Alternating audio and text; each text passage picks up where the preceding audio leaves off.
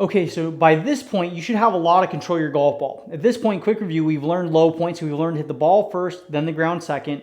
We've played with our angle of attack, so we know how to hit the ball low, medium, height, and how to hit it high. We've played with our face and our path, so we've learned to hit hooks, we've learned to hit slices, and we've learned to work it in, so we're hitting small draws and small fades and learning to hit the straight shot. We've learned distance control. We've learned how to choke up on the club to hit the ball shorter. We've learned how to make our swing shorter to make the golf ball travel shorter distance. We've learned to swing slower through the golf ball to take off yardage. We've learned to hit draws to make the ball go further. We've learned to hit fades to make the ball go shorter. We've also learned what is our stock yardage is when we hit it solid, and what is our max out yardage with each club. That's a lot of skills we've learned.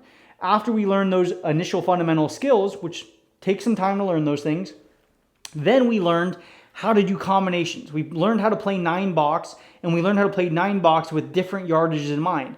We learned, if we remember what 9-box is, there's one giant box like this, and then we have an upper left, upper middle, upper right, middle left, middle right, bottom left, bottom middle, bottom right, and we have correlating shot shapes to that. All of the right columns are draws. The bottom is a low draw, middle is the medium draw, top right is the high draw, inverse for the left side. These are our fades. High fade up at top left, medium fade in the middle left, low fade in the bottom left. In the middle column is our straight shots, the low shot, the medium shot, and the high straight shot. And those are the shots we're trying to hit. We're trying to start in those boxes and then curve it into the target. Once we get good at having both the trajectory and the curvature the way we want, then we add the scenario of distance. First, start with your normal yardages. If you hit your 9-iron 140 yards, hit draws and hit fades if you can, and hit straight shots with your 9-iron and hit those boxes. Then make your yardages random. Hit a 125-yard shot with a 9-iron, which means you have to take off distance and still hit the box you're intending to do it. If you have 140 yards and you want to hit your 9-iron, but you're hitting the low fade and you can't hit a low fade 140 yards with your 9-iron, hit it with your 8-iron or hit your 7-iron. That way you're forced to take off distance, which means you have to either choke up on the club, swing shorter, swing slower, or you have to hit a big enough curvature to where it takes off enough yardage to make you hit it pin high. Or if you're hitting draws, let's say you're taking off 5 or 10 yards while you're hitting a draw. You hit your 9-iron 140 yards, but you choose to hit an 8-iron because you want to challenge yourself and you're hitting a draw. Well, the draw naturally wants to travel further. So you really better choke up or make a shorter swing or slow down or do a combination thereof so you can still hit the draw and still take off enough yardage so your ball ends up somewhat pin high. So by playing different heights, different curvatures, different distances, you're gaining huge skill of what it is to control your golf ball through space. Now that we have all of those skills, or at least proficient in those skills, the final thing that's going to really round out our fundamentals is playing with scenarios in our head. There's a couple different ways we can play with scenarios in our head. The first way I like to see you do it is imagine different holes you've played or imagine holes you've seen on TV. The classic ones that come to my mind is hole 18 at Pebble Beach, hole 18 at TPC Sawgrass, hole 17 at TPC Sawgrass. The approach shot on hole 16 at TPC Sawgrass where there's water to the right. The approach shot on hole 16 at Cypress Point because it's a very long island green. Hole number 12 at really any hole at Augusta, but hole number 12 at Augusta or hole number 16 at Augusta. All of those things to me stand out in my mind because there's holes and shots I can visualize very easily, and I imagine what it is to hit shots on those tee shots. Imagine if I'm on hole 18 at hole 18 at Pebble Beach. I imagine a couple of different scenarios. I imagine aiming straight up the tree, so aiming straight up the middle of the fairway and just trying to tomahawk a dead straight drive straight to that tree, seeing if I have the balls to pull it off. Then I imagine aiming at the bunker that's in the right rough over there and seeing if I can hit a draw back to the tree without hooking it into the ocean or pushing it to that right bunker.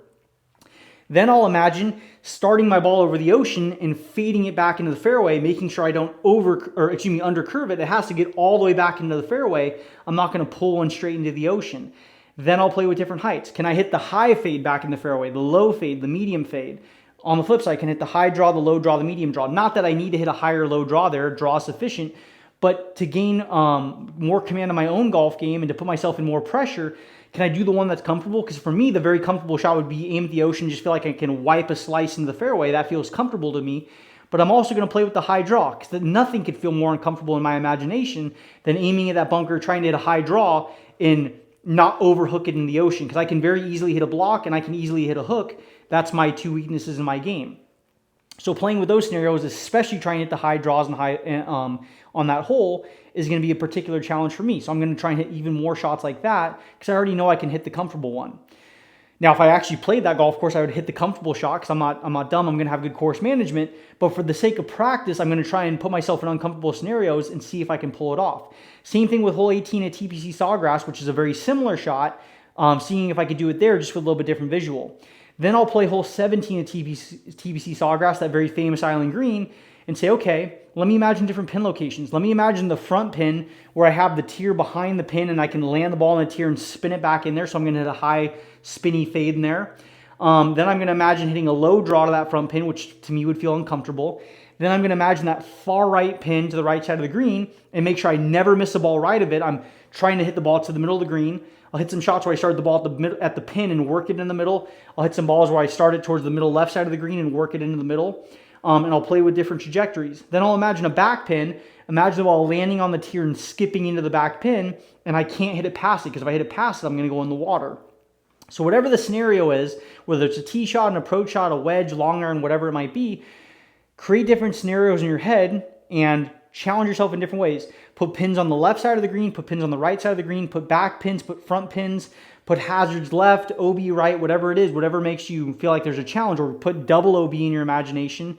And then put parameters. If you're hitting on the driving range, say, okay, that tree on the right and that post on the left, that's going to represent my fairway. To the right's water, to the left's OB, so I have to land it in this area. And if I'm going to miss, because water right's better than OB left, I'm going to make sure I'm favoring the right side, or whatever the scenario is in your head. Create scenarios and then hit draws and fades and high shots and low shots and have pretend consequences in your head and see if you can pull off those shots.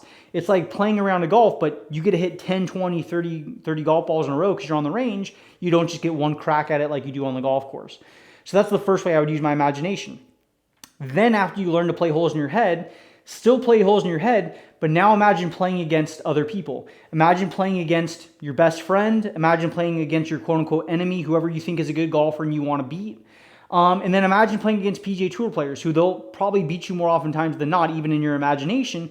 But imagine the shots they would hit. If you imagine Tiger in 2000 or Ben Hogan or Scotty Scheffler or whoever you imagine is your favorite golfer, if they're on hole 18 at Pebble Beach, well, what's the shot they're going to hit? See if you can hit the exact same shot and replicate them. Maybe you can, maybe you can't, but it gives you something to aim for, and you can see what you would imagine the perfect shot would be in that scenario, and it gives you a good visual to lock onto, and it gives you something to practice towards.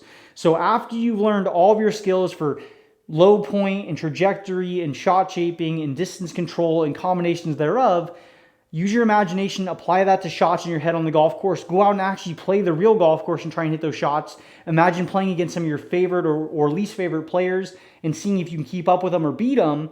And that's how you're going to create scenarios in your head. That way, when you play a real round of golf, you're ready. You know the shots you're good at. You know the shots you're bad at. On the range, practice your worst shots more often than you practice your good ones. But when you play around a golf, lean into your good shots and the ones you know you can pull off more often than you don't. So that's kind of the final cherry on top that is going to make you extremely good with your fundamentals and practical application of how we're actually playing golf.